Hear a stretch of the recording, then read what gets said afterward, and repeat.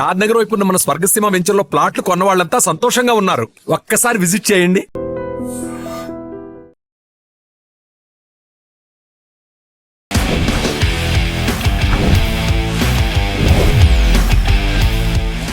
Hi hello నమస్తే, welcome back to our channel. నేను మీ వైషు. ప్రతిదానికి భయపడడం, ఇది చేస్తే ఏమవుతుందో అని ఆలోచించడం, అమ్మో నాకెందుకులే వీళ్ళతో మాట్లాడితే ఏమైపోతానో అని భయపడడం, అంటే ప్రతిదీ భయంతో మెజర్ చేస్తూ ఉంటారు కొంతమంది. అలాంటి భయాన్ని మనం అధిగమించడం ఎలా? భయం లేకుండా మనం ఏదైనా ఒక పని చేయాలనుకున్నా, ఏదైనా మాట్లాడాలన్నా అలాంటి మాట చెప్పడం ఎలా? ఈ విషయం గురించి మాట్లాడడానికి ఈరోజు నాతో పాటు మైండ్ మ్యాటర్స్ ప్రోగ్రాంలో motivational speaker and spiritual trainer Narasimha Rao గారు సార్తో మాట్లాడదాం. హలో సార్, నమస్తే. నమస్తే. బాగున్నారు సార్? బాగున్నామ్మా. సార్, భయం అంటే చాలా చిన్నగా కనిపించినా చాలా పెద్ద టాపిక్ అనిపిస్తుంది నాకు. ఇంట్రోవర్ట్స్ని అడిగితే తెలుస్తుంది ఎంత భయం అనేది. ఏదైనా సరే, ఒక 10 మందిలో నిలబడాలంటే భయం, స్టేజ్ ఎక్కి మాట్లాడాలంటే భయం, లేకపోతే జాబ్ ఇంటర్వ్యూకి వెళ్తే నువ్వు ఇంగ్లీష్లో మాట్లాడాలంటే భయం, ఎక్కడ తప్పులు ఎంచుతారో అని. ప్రతి దానికి భయపడుతూ ఉంటారు కొంతమంది. ఏది టాలెంట్ ఉండి కూడా ఆ భయాన్ని ఎలా అధిగమించగలరు సార్ వాళ్ళు? భయం అన్నది కొత్తదనానికి ఎప్పుడైనా భయం ఉంటుందమ్మా. భయం అంటే యాక్చువల్గా ఏంటంటే ఫియర్ కదా ఇంగ్లీష్లో. Falls evidence taking it as real. Okay, falls evidence. అది మీకు నిజంగా అది ఉండదు, కానీ భ్రమలో పడి అది నిజం అవుతుందేమో అనేటువంటి ఫీలింగ్ని ఫియర్ అని అంటారు అనమాట. సో ఆ భయం అన్నది ప్రతి మనిషికి కొత్త ప్రదేశాలకు వెళ్ళినప్పుడు, కొత్త మనుషుల్లో కలిసినప్పుడు, కొత్త వాతావరణంలోకి వెళుతున్నప్పుడు డెఫినెట్గా భయం అన్నది కొంచెం ఉంటుంది. భయం అన్నది ఎట్లా ఉండాలంటే మనల్ని ప్రోత్సహించేదిగా ఉండాలి. ప్రోత్సహించేదంటే ఒక ఛాలెంజ్గా తీసుకొని దాన్ని ముందుకెళ్ళగలగాలి. ఛాలెంజ్ ఎందుకు వస్తుందంటే ఆ భయం అన్నది ముఖ్యంగా వీళ్ళలో వచ్చేది బలహీనత కింద వస్తుంది. ఎవరైతే దాన్ని బలహీనతగా భావించి దాన్ని అధిగమించకుండా ఉంటారో వాళ్ళు భయంలో కూరుకుపోతారు. భయంలో కూరుకుపోయిన వాళ్ళలో ఉత్సాహం కానీ, కొత్త ప్రయత్నాలు చేయడం కానీ, అది కొత్త మనుషుల్ని కలవడం కానీ ఇటువంటి వాళ్ళు చేయలేరు. ఎందుకంటే వాళ్ళ మైండ్లో ముందు వచ్చేది నెగిటివ్ థింకింగ్ అనమాట. ఇది జరగకపోతే, ఇది అవ్వకపోతే, ఆయన నన్ను రిజెక్ట్ చేస్తే, నాకు రెస్పెక్ట్ దొరకకపోతే, నన్ను సరిగ్గా వాళ్ళు యాక్సెప్ట్ చేయకపోతే, ఇవన్నీ ముందే ఈయన అనేసుకొని ఎక్కడ దానికి సమాధానం దొరక్క, ఎక్కడో చోటు నెగిటివ్ సమాధానం దొరికితే దాని మీద పట్టుకొని ఆయన భయంతో ఏ పని కూడా చేయకుండా, పనే చేయకుండా అయిపోతారనమాట. అందుకని ఈ భయాన్ని అన్నదాన్ని, సహజంగా ఉండే భయాలు రెండే. మనస్తత్వశాస్త్రం చెప్పింది ఏంటంటే, ఒకటి శబ్ద భయం, ఇంకోటి ఫాలింగ్, పడిపోయే భయం. ఈ రెండే మనిషికి ఉండే 2 భయాలు, సహజంగా వచ్చే భయాలు. అంటే మనం కళలో కూడా చూడండి, ఏదైనా కళ వచ్చింది, ఓ లోయలో పడిపోతున్న ఫీలింగ్ వస్తుందంటే నిజంగానే పడిపోతున్నామా అన్న ఇది వచ్చి చెమటలు కూడా పడుతూ ఉంటాయి మనకి. సో అది న్యాచురల్. అలాగే పెద్ద శబ్దం వినపడింది, ఉలిక్కి పడతాం, అది కూడా భయమే. ఈ 2 తల్లి గర్భం నుంచే మొదలవుతాయి. సో అవి నా సహజం. మిగతావన్నీ కూడా ఎక్వైర్డ్ ఫియరే అని మనస్తత్వశాస్త్రం చెప్పడం జరిగింది. అంటే వాళ్ళ జీవితంలో ఎక్కడో వాళ్ళు పెంపకంలో కావచ్చు, పెరిగిన వాతావరణం కావచ్చు, లేకపోతే వాళ్ళల్లో ప్రతి క్షణం ఫెయిల్ అవుతూ ఉన్నారనుకోండి జీవితంలో, భయం అనేది ఆటోమేటిక్గా దానికి బైప్రొడక్ట్ కింద వచ్చేస్తూ ఉంటుంది. ఫెయిల్యూర్ని వాళ్ళు సొంతం చేసుకుంటారు. నేను అనుకునేది ఈ పనిలో ఫెయిల్ అని అనుకోరు, నేనే ఫెయిల్యూర్ అంటారు.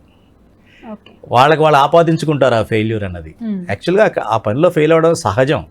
ఇప్పుడు థామస్ ఎడిసన్ గురించి చెప్తారు అందరూ ఎగ్జాంపుల్స్. ఆయన 10,000 ఎక్స్పెరిమెంట్లు చేసి చివరిలో బల్బు కనుక్కున్నాడు. ఆయన అడిగితే, నేను 9,999 సార్లు ఈ బల్బు అన్నది ఎలాగ పనిచేయదో తెలుసుకున్నాను అన్నాడు. ఫెయిల్ అయిన ఆ మాట, ఫెయిల్ అనే మాట ఆయన వాళ్ళ. ఈ బల్బు ఏ రకంగా పనిచేయదో నాకు 9,999 సార్లు నాకు తెలిసింది. అట్లాగా మనం భయాన్ని అధిగమించాలంటే ప్రయత్నం చేయడానికి మనం ముందుకు వెళుతూ ఉండాలి. ఫెయిల్ అవ్వడానికి సిద్ధంగా ఉండాలి. ఎందుకంటే నా లక్ష్యం చేరడమే నాకు ముఖ్యం. ఈ మధ్యలో ఫెయిల్ అవుతానా, కష్టాలు వస్తాయా, వాటి అవాంతరాలు వస్తాయా, అవరోధాలు వస్తాయా, అవన్నీ అనవసరం. వాటిని నేను అధిగమిస్తానటువంటి ఆత్మవిశ్వాసంతో ముందుకెళ్ళినట్లయితే భయం అన్నది ఉండదు. కాబట్టి 2 భయాలు ఉన్నాయి. మిగతా భయాలన్నీ కూడా నాకు ఎక్కడో జీవితంలో వచ్చిందని గమనించి నేను చేస్తున్న పని సరైనదా. ఇప్పుడు దొంగలు ఉన్నారు, వాళ్ళు భయంతో చేస్తారా, ఫ్రీగా చేస్తారా? చేస్తారు. ఎందుకని? దొరకపోకూడదు, చేసే పని మంచి పని కాదు, కానీ దొరకకూడదు. అంటే నువ్వు చేసే పని మంచి పని అయితే నువ్వు డే లైట్లో చేయొచ్చు కదా, చీకట్లో చేయాల్సిన పని లేదు, భయంతో చేయాల్సిన పని లేదు కదా. మరి ఎందుకు భయం వస్తుంది నీలో? అంటే నీలో ఉన్నటువంటి నీలో ఉన్నటువంటి ఏదో ఆ చేసే పనిలో దోషం ఉండి ఉండొచ్చు, లేదు నీలో ఒక రకమైనటువంటి అసలు లక్ష్యమే లేకుండా ఉండొచ్చు. భయంతో ఏం చేస్తాం, ఇది ఎందుకు ఇక్కడ భయపడతాం ఎక్కువ, ఇంకా వేరే భయం లేని చోట పోదామని చూస్తాం. అక్కడ ముందు భయమే ఉండదు, తర్వాత పోగా కొత్త భయాలు ముందుకు వస్తాయి. ఉదాహరణకి వాళ్ళు తెలిసినటువంటి కంపెనీలో చేరారనుకోండి, ఆఫీస్లో చేరారు, ఎవరో ఫ్రెండ్ ఉన్నాడనో ఎవరో చుట్టం ఉన్నాడనో అక్కడ వెళ్ళి చేరతాడు. అంతవరకు బాగానే ఉంది, భయం ఉండదులే, తెలిసినాడు ఉన్నాడు అనుకుంటాం. వాడు సడన్గా అక్కడ నుంచి ఆఫీస్ మానేసి వెళ్ళిపోతాడు. వీడికి రోజు ఛాయ్ తాగేటప్పుడు మంచి ట్రైనింగ్ ఇచ్చేవాడు, ధైర్యం చెప్తూ ఉండేవాడు. వెళ్ళిపోయాడు, పైన బాస్ చూస్తే చాలా టఫ్. ఎలా హ్యాండిల్ చేస్తాడు ఇతను? చేయలేదు. ఇప్పుడు భయపడుతూ ఉంటాడు. సో అది కాదు కావాల్సింది. అక్కడికి వచ్చినప్పుడు ఒక మనిషి ఉన్నాడా లేదా తెలిసినవాడు ఉన్నాడు కాదు ఇంపార్టెంట్, నాకు వర్క్ సరిగ్గా చేస్తున్నానా లేదా. ఆ వర్క్ తెలుసుకోవడం కోసం, చేయడంలో ఉన్నటువంటి మెళకువల కోసం పక్క వాళ్ళతో సంప్రదించు, వాళ్ళతో ఫ్రెండ్షిప్ చేయి.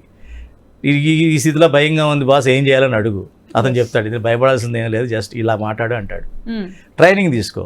నువ్వు ఎక్కడైతే భయపడుతున్నావో, ఎక్కడ భయపడతారు జన నైపుణ్యం లేదు నా దగ్గర అనుకుంటావు, నైపుణ్యం తెచ్చుకోవాలంటే ఆ నైపుణ్యత ఉన్న వాళ్ళ దగ్గర నువ్వు స్నేహం చేయి, వాళ్ళ దగ్గర కావాల్సినటువంటి సలహాలు తీసుకో.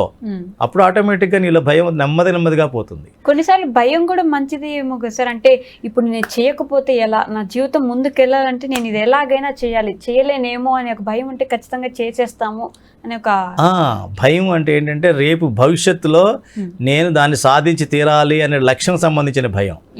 ఇంకోటి మనసుకు సంబంధించిన భయం మాట్లాడుకుంటున్నాము.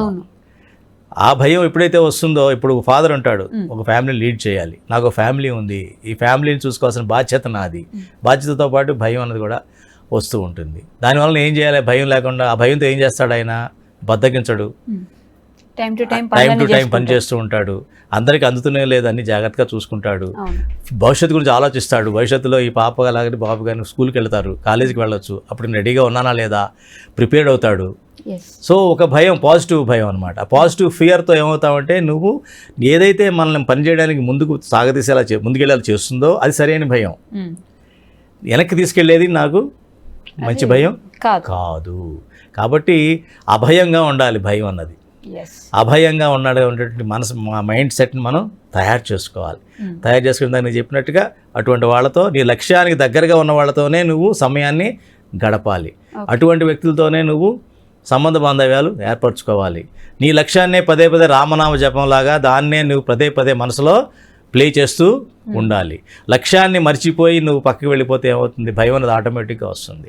సపోజ్ ఎగ్జామ్స్ వస్తాయి, ఒక 4 రోజుల్లో ఎగ్జామ్స్ ఉన్నాయి, క్రికెట్ మ్యాచ్ ఐపీఎల్ పక్కన ఉంది, చాలా ఇష్టం క్రికెట్ మ్యాచ్, లేకపోతే మంచి హీరో సినిమా వస్తుంది, అది నీకు ఇష్టమైన హీరో. ఇప్పుడు ఏది ముఖ్యం, ఎగ్జామ్సా ఇవి రెండా? ఏముందిలే అప్పుడు చదువుకుందాం, నైట్ అవుట్ చేద్దాంలే, మన అడిగేదే ఉంది, ఇంకా 1 మంత్ ఉంది కదా, ఇప్పుడు ఈ క్రికెట్ పోతే మళ్ళీ రాదు కదా, మళ్ళీ చూసుకోవచ్చు, ఐపీఎల్ రీప్లే చేసుకోవచ్చు. కానీ ఏం చేస్తాం, దీన్ని ప్రాముఖ్యత ఇస్తాడు, ఇచ్చినప్పుడు అక్కడ భయం వచ్చేస్తుంది. పరిస్థితికి వెళ్ళేటప్పటికి భయం ఆటోమేటిక్గా డెవలప్ అయిపోతుంది. ఎవరు తప్పు ఇక్కడ? అది ఆ భయాన్ని పెంచుకోవడంలో ఎవరు కృషి చేశారు? తనే కృషి చేశాడు. తను చేసినట్టు తప్పు వల్లనే భయం పెరిగింది కదా. అదే కాకుండా ఇక్కడ ఉన్నది అన్నీ చదివేసుకొని చూసినట్టయితే వేరేగా ఉంటుంది. లేదు అంటే వీటిని పక్కన పెడదాం, తర్వాత చూసుకోవచ్చు, కానీ నాకు పరీక్ష ముఖ్యం, నా లక్ష్యానికి ముఖ్యమైనది అది అని గ్రహించినాడు, భయం అన్నది ఆటోమేటిక్గా పోతుంది. సో ఏదన్నా సిచ్యువేషన్ ఎదుర్కొనే ముందు తనలో ఉన్న సమర్థత ఉందా లేదా, నైపుణ్యత ఉందా లేదా, తనకు ఉన్నటువంటి చేసే పని మంచిదేనా, లక్ష్యానికి దగ్గరగా ఉన్నదా అన్న విషయాన్ని కూడా గ్రహించిన వాళ్ళకి భయం అన్నది అధిగమించడం ఈజీ అవుతుంది. లేదు అంటే భయం అన్నది ఎలా పెరుగుతుందంటే, ఫస్ట్ ఏమో 2 + 2 ఎంత? 4. అలాగే 2 స్క్వేర్ కూడా 4. అలాగే 2 × 2⁻10 100 వేసుకున్నాం అనుకోండి, ఎంత అవుతుంది? చాలా పెరిగిపోతుంది. ఆ రేషియోలో పెరుగుతుంది భయం, దాని కనుక ముందేగా కంట్రోల్ చేయలేకపోతే. ఆ భయంతో ఏం చేస్తారంటే వాళ్ళలో ఉత్సాహం ఉండదు, ముందుకు పోరు, జీవితమే ఇంతే, నేను ఇంతే, నా బతుకింతే, నా కర్మ ఇంతే, ఈ జీవితం ఇంతే, ఈ జన్మ ఇంతే డిసైడ్ అయిపోతారు. ఆ స్థితికి ఎప్పుడు కూడా వెళ్ళకూడదు. Okay sir, thank you.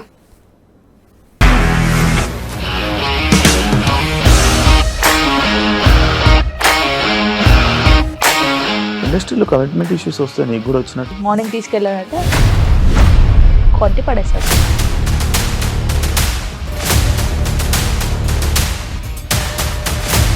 కళ్ళు కూడా చూడలేదు. చూడలేదు ఈ సినిమా అని చెప్పడానికి కూడా చాలా ధైర్యం కావాలి. అది నిజం కదా, దాంట్లో ధైర్యం ఏంటి? ఇది నెక్స్ట్ డే ప్లేట్ మార్చేస్తే తప్పు కదా. As of now we are comfortable this అని నేను అనుకుంటున్నాను. రష్మిక గారిది మీది ఒకే ఊరంట కదా? నీకు కోపం వచ్చిందంటే బాగా తిట్టేత్తరా? తిట్టేద్దామండి. నిజంగా గేమ్ ని ఎలా చేంజ్ చేయగలిగారు? ఏపీఎస్ఎఫ్సి వాళ్ళకి 6 నెలల్లో నేను 6 లక్షలు కట్టా. బిజినెస్ చేయాలనుకుంటే it is as difficult as riding a tiger. And for more videos please subscribe to iDream. Please subscribe to iDream. Please subscribe iDream. And please subscribe to iDream. For more videos, subscribe to iDream. Please like, share and subscribe to the channel. Congratulations iDream. Subscribe to iDream. Subscribe to iDream. So subscribe to iDream media. iDream కి iDream team అందరికి huge congratulations. Please subscribe iDream media. Please subscribe to iDream. Subscribe iDream. Please subscribe to iDream. iDream అంటే నా కళల channel subscribe చేసుకున్న నోరు తిరుగుతలేదు. మీరైతే గంట గుర్తు కొట్టండి. For more such videos, please subscribe to iDream. Subscribe to iDream. Please subscribe to iDream. Please subscribe iDream media. Please do subscribe to iDream. Please subscribe to iDream media. For best entertainment and information please subscribe iDream. And don't forget to subscribe to iDream.